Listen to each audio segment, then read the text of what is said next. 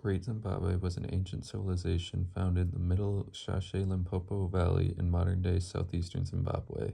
It was founded on the Zimbabwe Plateau between the Zambezi and Limpopo rivers to the north and south, as well as the Kalahari grassland savanna to the west, and Nyanga and Chimanimani mountains to the east. It was an architectural masterpiece for the time and was the greatest and largest city in southern Africa. It followed the decline of the Mapungubwe state during the mid-late 13th century and grew to a population of 18,000 people during its peak. Great Zimbabwe was very different from other southern African communities of this time. It was much more centralized and urbanized than other cities of the region. Like other ancient states of southern Africa, the Kingdom of Zimbabwe was patriarchal. Status was determined through cattle ownership, the number of wives one had, and how many propertyless men were under their dependency.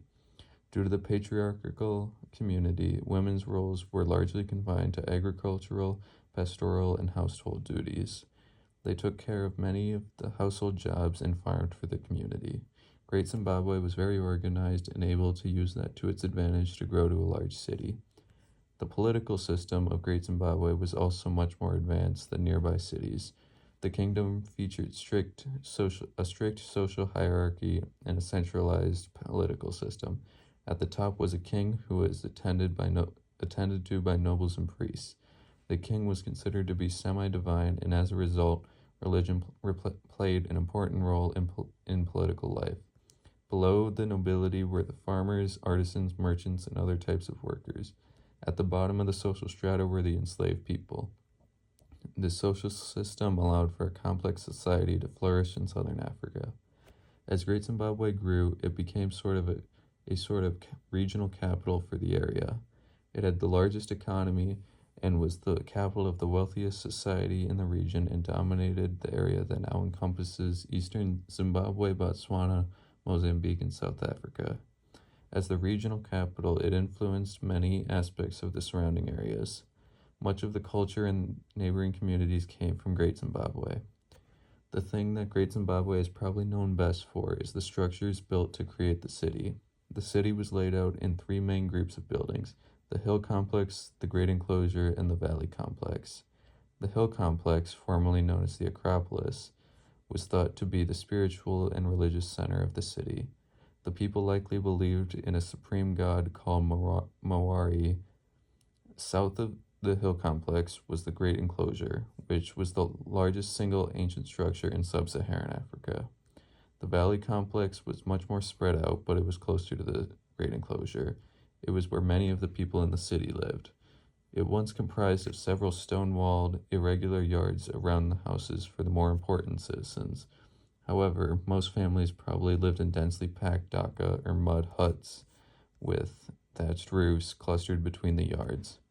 While some of the nobility may have lived in grander places, many of these citizens lived in these small huts.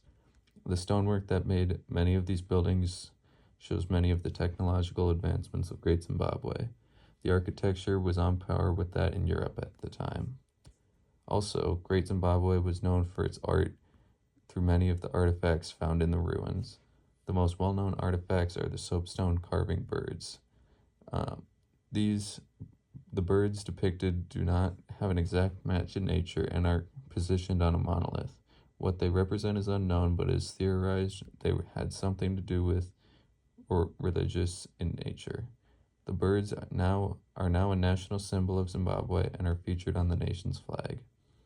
The cause of decline of Great Zimbabwe is still largely unknown. The city began to decline around the mid-15th century and was completely abandoned by the mid-16th century.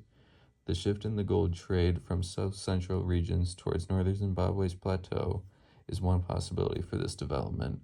The emergence of Ingolbe Ilde, a trading emporium on the Zambezi, posed serious challenges to Great Zimbabwe, which until then controlled the hinterland gold trade and channeled into the interior through Sofala.